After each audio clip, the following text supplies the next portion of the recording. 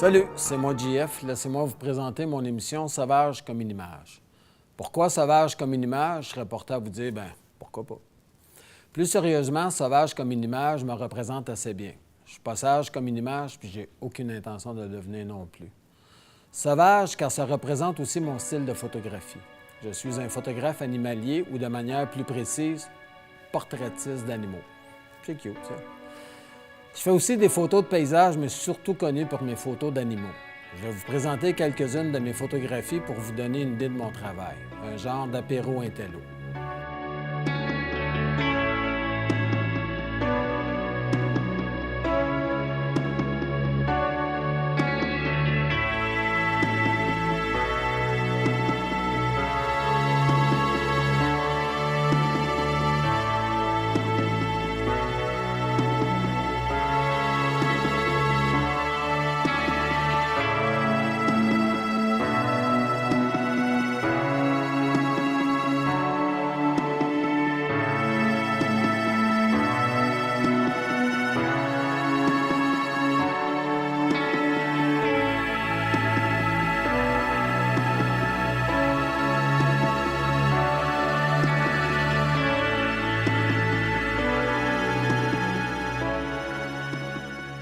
Lorsque je travaillais cet été sur mon projet télé, plusieurs personnes m'ont demandé pourquoi je voulais faire une émission sur la photographie. Mais premièrement, parce qu'il n'en existe pas, donc pour remplir un vide. Et comme vous le savez, la nature a horreur du vide, eh bien, moi aussi. Deuxièmement, quand je pense au nombre de personnes qui prennent une photographie à un moment donné ou à un autre, que ce soit avec une caméra ou un téléphone, ça commence à faire du monde qui sont en droit de recevoir des conseils pour les aider, à obtenir de plus belles photographies. Ouais, mais il y a Internet. Ben oui, il y a Internet, avec ce que ça amène de bon, de moins bon, surtout du moins bon selon mes recherches. Pour chaque tutoriel valable que j'ai trouvé, il y en a 4 ou 5 qui ne valent pas de la merde. Ça ressemble étrangement à une ruée vers l'or. Vous ne trouvez pas? Sur Internet, c'est le Far West. Tout le monde est un professionnel, tout le monde est un gourou de la photographie. Laissez-moi en douter. Je vais profiter de l'occasion pour vous mentionner que je ne suis pas un gourou. Je suis simplement un gars qui adore la photographie. Je suis un photographe qui a appris sur le terrain. Je ne suis pas un maître. J'ai ma façon de faire les choses. Je ne pense pas que c'est la meilleure façon au monde de faire les choses. Par contre, je peux vous dire une chose, c'est qu'elle fonctionne très bien. Fait que, au lieu d'aller vous faire suivre sur Internet, écoutez donc mon émission. Mes trucs, mes conseils ont été testés sur le terrain, pas dans un sous-sol. Mon émission s'adresse à toutes les personnes qui possèdent un appareil photo, ou comme Tintin de 7 à 107 ans. Oui, 107 ans, on est rendu là aujourd'hui. Sauvage comme une image, c'est une émission sur la photographie en général et en particulier. Je vais aborder plusieurs facettes de cet art, car comme vous le savez, la photographie est le 8e art après le cinéma. C'est d'ailleurs pour cette raison que je me considère plus comme un artiste qu'un photographe. La caméra, c'est un outil, un peu comme le pinceau pour un peintre. Et moi, je peins la lumière. C'est donc une émission qui s'adresse à toutes les personnes qui trippent photographie et qui veulent améliorer leur photographie. Je veux que vous arrêtiez de stocker vos photos sur l'ordinateur ou pire encore sur une carte mémoire. Quand je pense à toutes les photos de voyage, de fêtes, d'amis, de petits-enfants qui dorment sur des supports informatiques, je trouve ça dur. Mon but au cours des prochaines semaines est de vous transmettre ma passion à créer des images magnifiques, à sortir dans la nature, à vivre de nouvelles expériences, bref, à sortir de votre zone de confort. Mon objectif est de changer votre façon de voir, votre façon de regarder. Je vous propose d'ailleurs d'améliorer vos compétences visuelles. Pour ce faire, je vais vous parler de préparation, je vais vous parler de matériel, je vais vous parler de composition et de logiciel. Je vais répondre à des questions comme « C'est quoi une bonne préparation? Comment on se prépare à une sortie photo? » Évidemment, on va parler de matériel. Mais là, je vais probablement en savoir quelques-uns. Je ne suis pas un geek, je ne suis pas un spécialiste du matériel photographique. Je suis plutôt le genre de gars qui croit que la meilleure caméra, c'est celle que vous avez déjà, celle qui est dans vos mains. Lors de mes cours sur le terrain, les gens sont souvent surpris du peu d'équipement que je trimballe avec moi. Je préfère de beaucoup le côté utilitaire et versatile de mon matériel. Le moins de choses que j'amène, le moins de poids que j'ai à traîner, et ça facilite mes déplacements. Si un jour on fait de la photo ensemble, vous allez voir que, par contre, je l'utilise, mon matériel, à fond. Le côté matériel de la photographie, je l'avoue d'emblée, c'est l'aspect qui m'emballe le moins. Je vais donc vous parler de mon équipement et tenter de trouver un technicien comme invité pour le reste. Ma tasse de thé à moi, c'est le côté artistique. Pour moi, c'est ici que ça se passe. Je vais vous parler de la composition en photographie. La composition, c'est un concept qui est essentiel en photo. On va aborder la structure d'une image. Un peu comme en musique ou en chimie, la composition est un des éléments essentiels dans le succès d'une photo. Je vais donc vous donner des conseils pratiques pour donner plus de force à vos photographies. Je vais vous expliquer différents modes automatiques de votre caméra et leur utilité. Personnellement, je shoot en manuel, mais dans certaines situations, je vais utiliser certains modes de priorité automatique. Ici, je veux être bien clair. Les appareils d'aujourd'hui permettent de prendre d'excellentes photos en mode automatique. Par contre, c'est en utilisant le mode manuel, qu'on peut vraiment s'exprimer et obtenir des résultats qui correspondent parfaitement à ce qu'on avait en tête, c'est-à-dire des photos extraordinaires. Autrement dit, en mode automatique, c'est l'appareil qui décide. En mode manuel, c'est vous qui prenez les décisions. Personnellement, je n'aime pas que la caméra décide pour moi. Je suis fait comme ça. Quand je vois des gens shooter full automatique avec une caméra, c'est comme avoir une Ferrari et demander à votre mécano de barrer le moteur à 50. Je vais vous parler aussi d'exposition. L'exposition est avec la composition un des éléments fondamentaux à la base de notre photographie. La réussite d'une photo passe avant tout par une bonne maîtrise de l'exposition. Je vais donc avoir une émission consacrée aux 3 angles du triangle, soit l'ouverture, la vitesse et la sensibilité ISO. Des gros mots pour certains, soyez pas inquiets, je vais m'arranger pour tout vous simplifier ça. C'est pas si compliqué que ça. Je vais vous montrer comment définir une exposition correcte en peu de temps. Je vais aussi vous parler des logiciels de traitement, ce que j'appelle le facteur « wow ». Plusieurs photographes sont tout à fait contre le fait de retoucher une image une fois qu'elle a été prise. C'est pas d'hier que la retouche photo est un sujet délicat en photographie. Je trouve personnellement que la retouche photo fait partie intégrante de la photographie. Je considère qu'un logiciel comme Photoshop, pour ne pas le nommer, est un outil indispensable pour sublimer une photo. Un outil qui aide la création, qui offre des possibilités presque infinies. Photoshop, c'est tout simplement une chambre noire, mais en accéléré. Je considère que Photoshop est un outil de création au même titre qu'une caméra, qu'un pinceau pour le peindre. C'est exactement la même chose. Ce type de logiciel est là pour aider l'artiste à accéder à sa vision intime de l'image, vision qu'il ne peut atteindre seulement qu'avec son appareil photo. Je vais aussi recevoir des artisans du monde de la photo pour vous faire découvrir l'envers du décor. Je veux que Sauvage comme une image soit une émission interactive. Je vous entends, là. Là, JF, c'est un peu difficile. On n'est pas en studio avec toi. Arrêtez tout de suite de vous inquiéter, j'ai une solution. Faites-moi parvenir par courriel, par Messenger ou autre, vos demandes, vos questions, et je vais tenter d'y répondre dans le domaine du possible. Je vais vous mettre mes coordonnées au bas de l'image et à la fin de l'émission. Dernier point avant de recevoir mon premier invité de la saison. Sauvage comme une image, c'est un work in progress, une émission en évolution. Comme disait Robert Lepage, il y a toujours quelque chose à enlever, quelque chose à ajouter, toujours. Je passe personnellement de derrière à devant la caméra. Je ne suis pas un gourou de la communication, seulement un gars qui tripe photo, un gars qui veut vous transmettre son expérience et qui veut que vous soyez fiers de vos photos. Assez fiers pour les montrer à vos amis, assez fiers pour les mettre en ligne sur les réseaux sociaux. Et mon but ultime, c'est que vous soyez assez fiers de vos photos pour les exposer sur les murs de votre maison. Le prochain segment de l'émission s'appelle « Derrière les clichés ». Mon premier invité de la saison est Martin Allary, photographe chez Québecor Média.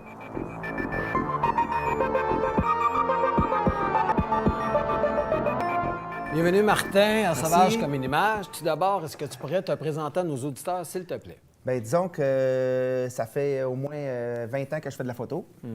Puis j'ai commencé avec en 98, à titre personnel, là. Puis à un moment donné, autour de 2003, j'ai commencé à faire des photos pour Transcontinental jusqu'en 2012. Puis là, maintenant, je suis avec Québecor Média. Puis qu'est-ce qui t'a amené à faire de la photo de façon professionnelle? Le monde, je pense. Les gens, les événements, la chimie que je pouvais avoir avec les gens quand tu arrivais dans un événement. J'ai toujours trippé là-dessus. Bien, je trippais pas là-dessus au début, mais à un moment donné, tu fais comme tu arrives dans un événement, tu fais comme « Ah, c'est bien cool ». OK.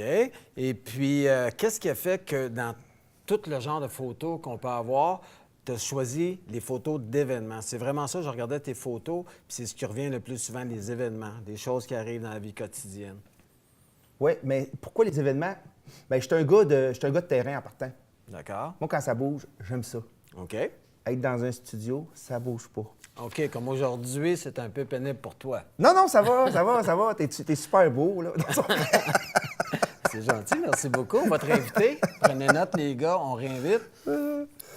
Puis pour toi, c'est quoi le rôle de la photo d'événement? Parce qu'il y a un rôle, on la voit dans les journaux, on la voit à la télévision. On pourrait dire maintenant, tout le monde filme. Il y a encore de la place pour la photo d'événement. Oui, mais il faut toujours aller chercher un petit peu l'émotion quand les gens parlent, quand les gens te regardent. Que ce soit une conférence de presse ou une remise de chèque, il y a toujours quelque chose à aller chercher de toute façon. Mais ça devient comment, ça? Parce que quand tu dis une conférence de presse, pour moi, une conférence de presse, c'est plate à mort. Mais si on regarde Oui. la photo, ça a l'air le fun au bout. Oui, mais moi... Tu vas chercher le bon moment. Ben oui, il faut aller chercher le bon moment. Puis en même temps, tu sais, j'utilise pas juste, supposons qu'une conférence de presse, ma 24-70 ou ma 70-200. Des fois, je vais aller chercher comme ma 85 mm 1.4. Puis des fois, ben c'est sûr que des fois, le background est correct, puis des fois, il n'est pas correct. Fait que des fois, tu essaies de faire des jeux des jeux avec la lentille. Là, tu t'en vas à 1.6, 1.4, 1.8, puis tu joues avec ça. Ça prend une bonne souplesse. Parce que toi, tu le sais quand tu arrives. Oui, mais tu Tu sais peux pas quand rien préparer. Tu peux pas arriver et dire, je vais faire ça. Quelle sorte de lumière je vais avoir? Tu contrôles absolument rien. Non. Tu arrives, puis Oui. tu fais avec. Oui. Puis en plus de ça, c'est que tu n'as pas le temps voulu. Une conférence de presse, ça dure tant de temps. Ils ne tireront pas juste pour toi pour que tu fasses des belles shots. Non. Fait qu'il faut savoir nager, puis nager rapidement. Mais il y a certaines conférences de presse qui sont super faciles. Puis il y en a d'autres qui sont plus difficiles. Genre, quand tu prends, comme on a fait à un moment donné cet été à la gare centrale de Montréal avec le premier ministre du Québec, Denis Coderre, puis le premier ministre du Canada, on peut tous s'entendre qu'on n'avait pas le droit d'approcher les premiers ministres? Fait que Là, on là, s'arrange. on s'arrange comme on peut, puis on joue du coude. OK, ça fait que c'est un peu comme la F1. On tasse tout le monde, on fait Ouais. nos shots. Puis là, il y en a qui sont pas contents, puis il y en a qui sont contents. OK. Toi, tu es content quand tu as fait tes shots à toi. Oui, mais le truc dans tout ça, c'est quand tu es beaucoup, là, puis vu que c'est toujours pas mal le même monde, des fois, on essaie d'accommoder les autres. OK, fait que Du coup, t'as fait tes on se fait shots, des passes. ben, regarde. OK, c'est ça. Puis tu sais que dans l'avenir, ce gars-là va s'en souvenir ou cette fille-là De va toute façon, s'en souvenir. on va se revoir le lendemain matin dans un autre événement. Aussi rapidement Ah, que ça. Fait souvent. que vous êtes pas mal le même groupe. Ah, tout le temps. Fait qu'à un moment donné, il y a une certaine synchronisation qui se fait entre les gens. Oui, OK. c'est sûr. Parce que, tu sais, nous autres, vu de l'extérieur, on a toujours l'impression que c'est le scoop qui prime. Fait que c'est toi qui l'as, puis pas les autres. Ah, c'est sûr qu'il y en a que ça arrive des fois. OK. C'est sûr que des fois, on t'envoie à une place, puis on dit, garde, tu t'en vas là, puis t'attends, puis on veut cette photo-là de telle personne. Quand elle va sortir, tu le prends, mais il n'y a personne qui est au courant. Ça me dit quelque chose, ça. Il est pas arrivé quelque chose comme ça avec un certain maire de Laval. Oui, c'est moi qui l'ai pris pour le Journal de Montréal. OK. Tu peux-tu me dire un peu comment ça se passe? Hey. Sans rentrer vraiment dans le secret de la chose, là. Ben, Donne-nous quand- les grandes lignes de Ben, ça. tu sais, c'est comme quand Guy Turcotte aussi est sorti de prison. D'accord. Puis qu'on nous envoie chez sa tante sur la rive sud, posons, ou je me souviens plus trop où, là. Puis là, on nous donne l'adresse, puis tu t'en vas là. Et le défi, c'est de l'attendre. Évidemment. Et l'autre défi, c'est faut pas que tu identifies la rue si tu le vois. Ça veut dire que OK. tu le prends à lui, mais faut pas que tu vois la maison. Faut pas que personne ait une idée c'est où. Exactement. OK. Parce qu'on n'avait pas le droit de donner la rue, l'adresse. Nous autres, on le savait, on était plusieurs médias sur place. Ça jouait pas du coup de tant que ça, mais là aussi, tu peux attendre. On avait attendu du matin, genre de 7 h le matin à 21 h le soir. Je me souviens plus quelle heure à peu près, là. Mais c'est long, là. Puis le lendemain, il n'était pas arrivé. Le lendemain matin, tu y retournes. Il n'est pas arrivé. Le surlendemain, tu y retournes. Puis j'imagine qu'une fois qu'il est sur place, il vous voit tous, donc ça ne donne pas trop le goût de sortir non plus. Non, mais lui, qu'est-ce qui est arrivé, c'est qu'il est rentré dans le garage, ce qu'on m'a dit, parce que moi, c'est pas moi qui l'ai pris finalement. OK. On m'a envoyé faire d'autres choses. Si je me trompe pas, il est rentré dans le garage, puis on fermé la porte, puis il est sorti du garage. OK. l'auto. Puis ce qu'il y en est du Vaillancourt, ça aussi, c'était long? Ça a été très long. On a commencé samedi matin à 7 h, puis on a fini le dimanche matin à 9h05, le lendemain matin. Puis, grosso modo, on fait quoi pendant tout ce temps-là? Parce qu'il faut bien... On attend. On attend. On attend. OK. On attend dans l'auto, puis là, des fois, la police vient te voir, puis tu fais comme... Ben, j'attends quelqu'un. Oui, parce Fait que qu'à tu un peux moment pas lui donné, donner des l'auto- détails. OK. Fait que tu fais ton innocent. OK. T'as pas le choix. Je te demanderais la photo qui t'a le plus marqué dans ta carrière de photographe. Ou une des photos. Mettons, là, le feu prend chez vous, là, puis tu as une photo qu'il faut absolument que tu gardes, ça va être laquelle? Bien, c'est sûr que comme on voyait sur la photo de la statue, supposons, Oui. tout le monde m'en parle. OK. Quand quelqu'un la voit, tout le monde m'en parle. Ça serait... Ça serait une des, ouais, des bonnes photos. une bonne photo. Pour l'avoir vue, c'est une excellente photo. On va la mettre d'ailleurs à l'écran. Est-ce que tu aurais une anecdote particulière à nous raconter alentour d'une photo? Eh mon Dieu, une anecdote. J'en aurais peut-être plein, là, mais comme ça, vite fait de même, là, je m'en souviens pas. As-tu une question? On me dit que tu es un mordu de techno. Quel matériel tu utilises? Moi, tout du Nikon. Oui? Tout du Nikon. Pourquoi Nikon? J'ai commencé avec un Pentax. OK. Hey, dans les années 80. Ça, pour les gens à la télévision, c'est dans le temps qu'on avait des films, qu'on ne Ouais. pouvait pas dépasser 12 poses, 24 poses. Quand on commençait à être pro, c'était 36 poses. Puis après ça, on apprenait à monter nos propres films à un moment donné pour pouvoir déborder. Fait qu'à ce moment-là, tu roulais avec un Pentax. Un Pentax avec des diapos, pas des diapos, là, mais des négatifs. Oui. Puis après ça, je me suis acheté, ça a donné un F50. OK. Je sais pas si ça dit quelque chose. Oui, là. une belle machine, oui. Moi aussi, je suis dans le Nikon. Ah, fait que là, après ça, une lentille, une autre lentille, une deuxième lentille, une troisième lentille. À un moment donné, tu fais comme, non, on n'ira pas voir ailleurs. On va s'acheter un boîtier Nikon, un autre boîtier Nikon. Puis finalement, quand tu achètes une 300 mm 2.8, une 400 mm 2.8, une 600 mm, puis une 200-400, puis là, tu fais comme, non, tu ne revends plus tes lentilles pour te racheter d'autres boîtiers. Là, à un moment donné, ça n'avait plus de bon sens. Puis moi, ce que j'aimais bien aussi pour le Nikon, c'est que toutes les lentilles font. J'ai des vieilles lentilles qui datent des années tranquilles, puis ils fonctionnent très bien sur les nouveaux appareils. Évidemment, tu n'as pas l'autofocus puis tout ça, mais eux Non, autres, c'est ça. contrairement à d'autres compagnies, ils font tout. Je te demanderais maintenant, l'Internet, ça a changé quoi pour toi? Ça a changé que les photos, il faut qu'ils soient partis plus vite. OK. Tu les Dans ta prends- vie de tous les jours. Tu Donne-moi les un prends exemple. à 13h, puis à 13h05, il faut qu'ils soient partis. Oh! Fait que c'est tout de suite. C'est Hier. sur le champ. La OK. majorité du temps, c'est sur le champ. C'est sûr qu'il y a des exceptions, là. Donc, tu n'as pas le temps de retoucher tes photos. Oh, je retouche aucune photo quasiment. C'est très, très, très, très, très rare. J'ai pas le temps du tout. La seule affaire que je vais faire sur une photo, quand que, supposons comme avec l'Armada, quand je faisais des photos avec l'Armada ou des photos de hockey ou des photos de sport, D'accord. s'il y a une poussière ou deux, je vais l'enlever, si je la vois, là. OK. Mais à part ça, Fait que donc, tu travailles pas en RAW ou tu travailles en JPEG dans ce temps-là pour C'est pouvoir ça. l'envoyer au c'est plus ça. vite. C'est ça. Je travaille en RAW et en JPEG Fine. Oui? Et un coup que... Tu sais, quand on prend les photos de sport, on a une petite clé sur le boîtier. Oui? Quand je juge qu'elle peut être bonne, je mets une clé. Quand j'arrive à les transférer, parce que ça les prend rapidement, je vais pas mal transférer juste ceux-là. OK. Fait que déjà, pendant le Ouais. travail, tu es déjà en train de placer, Ouais. faire ton système de classement. Exemple, il y a un arrêt de jeu, on check les photos, on continue. Un autre arrêt de jeu, on check les photos, on met des clés, on continue. Justement, quand on parle de photos sportives, tout le monde pense, il voit que le côté glamour, je suis le Canadien, c'est le fun, on prend des photos, on pèse sur un bouton, puis on est payé pour faire ça.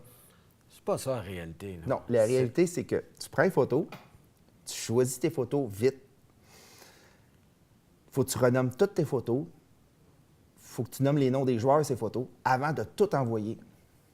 Ça, c'est à chaque match que tu fais, Ouais. C'est sûr qu'on a des trucs. j'imagine. C'est sûr qu'on a des trucs. À un moment donné, là, tu rentrais tout ça à la main. Maintenant, on m'envoie, supposons, là, tout le nom des joueurs. J'ai juste à faire / le numéro du joueur, / puis le nom apparaît. Il en demeure pas moins que tu peux prendre combien de photos pendant un match de hockey, mettons un match de hockey ordinaire. Là. Minimum 1000, maximum 3000. Ça veut dire que tu as entre 1000 et 3000 photos Ouais. étiquetées à Ouais. chaque match Ouais. avant de les envoyer. Bien, oui, faut que je les regarde.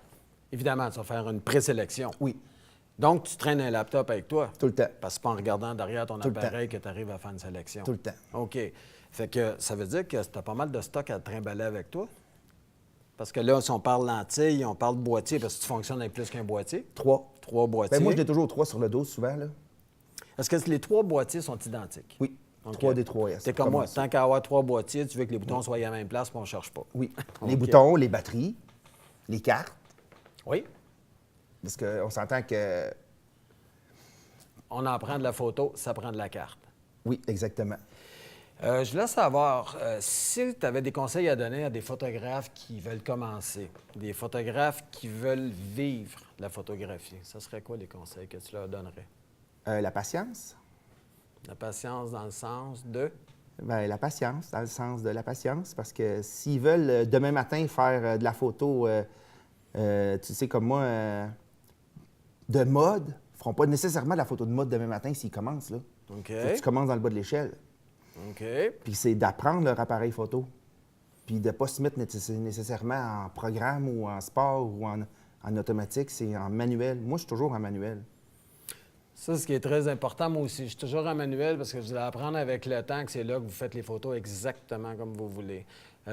Moi, ce que j'aime pas des modes automatiques, je dois vous dire qu'aujourd'hui, les appareils photo prennent d'excellentes photos en mode automatique, mais vous allez apprendre avec le temps que quand vous passez au mode manuel, là, vous faites les photos comme vous les avez dans votre tête. Tu sais, genre, tu t'en vas prendre quelqu'un en photo, puis tu arrives sur place, puis la personne, elle sort de où tu dois la prendre.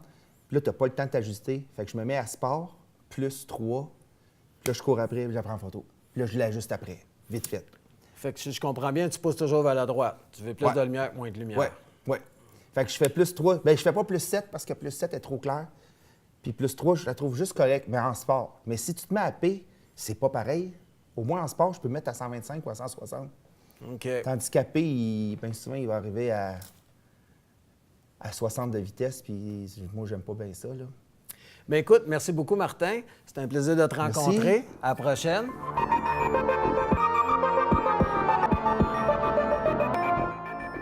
On est déjà rendu à la dernière partie de notre émission. C'est la partie Conseil de pro. C'est un bien beau nom. Je n'ai pas trouvé de nom encore, Conseil de pro pour l'instant. Comme je disais précédemment, c'est un work in progress. Cette partie-là, elle vous appartient. Cette partie-là, c'est le temps que je vais utiliser pour répondre aux questions que vous allez me poser, aux questions que vous allez m'envoyer. C'est une partie qui va être plus technique, qui va parler d'un aspect en particulier de la photographie. Je vais y aller avec des sujets qui me touchent moi. Je vais y aller avec des sujets, des questions qui me reviennent souvent quand je donne des cours ou des conférences. Et, comme je l'ai dit précédemment, si vous prenez le temps de m'envoyer des questions, si vous prenez le temps de me faire parvenir des emails, ça va me faire plaisir d'y répondre. Pour cette semaine, je vous dirais que mon conseil, le premier conseil, puis c'est le plus plate, je le sais, c'est de vraiment aller votre manuel. Le truc, là, c'est allez-y par section. Faites une section sur les modes automatiques.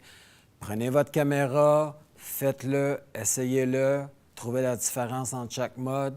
Vous passez après ça à l'autre, qui est l'autofocus. Il y a toutes sortes de modes d'autofocus. C'est la même chose. Pratiquez-vous avec des objets qui bougent, avec des choses dans la cour chez vous. Vous n'avez pas besoin d'aller loin pour pratiquer. Puis l'autre conseil, là, c'est apprenez à connaître votre caméra sans être obligé de la regarder. Vous allez voir, vous allez manquer un nombre épouvantable de photos parce que vous cherchez un bouton, parce que vous cherchez un contrôle, parce que vous cherchez des choses. Moi, je vous dis que de la minute que vous allez connaître votre caméra comme il faut, sur le bout de vos doigts, vous ne sortirez pas l'œil de la caméra. Vous allez toujours être en train de regarder dans votre caméra et être prêt à tout. Vous allez être capable de changer un paquet de choses juste avec le feeling de vos doigts. Ce qui va arriver, c'est que quand vous n'avez pas grand-chose à faire, moi, je le pratique comme ça chez moi. J'écoute une émission, j'ai ma caméra dans mes mains, je m'amuse à changer les lentilles, la remettre, je ne regarde jamais ma caméra, je change les settings dessus. Vous pouvez tout changer. Vous pouvez changer l'ouverture, vous pouvez changer la vitesse, vous pouvez changer un paquet de choses sans jamais regarder votre caméra. De toute façon, vous allez apprendre aussi à travailler avec le viseur. Le viseur, c'est vraiment là, la chose à apprendre sur le bout de ses doigts, là, sur le bout de son œil, finalement. C'est de regarder comme il faut tous les renseignements que vous avez déjà à l'intérieur de votre caméra. Vous avez tout, tout. On est habitué, nous autres, de regarder le passe-temps, il reste combien de batteries dedans. C'est la moindre des choses. OK? Les batteries aujourd'hui durent infiniment longtemps, donc c'est pas grave. Par contre, vous avez tout. L'ouverture, vous avez les ISO que vous utilisez, vous avez le mode que vous utilisez. Ce qui va vous permettre de travailler plus rapidement, c'est que vous allez toujours, comme je vous dis, avoir l'œil dans votre appareil, prêt à prendre la photo au bon moment. Parce que la loi de Murphy va s'appliquer. La journée que vous allez avoir une shot épouvantable, c'est la journée que vous allez être en train de changer d'objectif, vous allez être en train de changer un mode, vous allez être en train de chercher le maudit bouton qui vous permet de faire telle bébelle parce que vous n'avez jamais lu votre manuel. Le manuel, c'est vraiment là pour apprendre à connaître votre caméra de fond en comble. Il y a des gens qui ont passé 6 mois à écrire chaque mot, chaque virgule, pour être sûr que vous compreniez votre caméra correctement. La plupart des gens s'en vont faire de la photo, s'en vont en vacances. Des fois, ça fait comme 6 mois, 1 an qu'ils n'ont pas utilisé leur appareil photo et ils m'offrent des photos. C'est évident, ils ne sont pas prêts à prendre des photos. Fait que sur ce, on se revoit la semaine prochaine avec notre prochaine émission de Sauvage comme une image. Merci d'avoir été là. Pour le plaisir de vous revoir à la prochaine émission.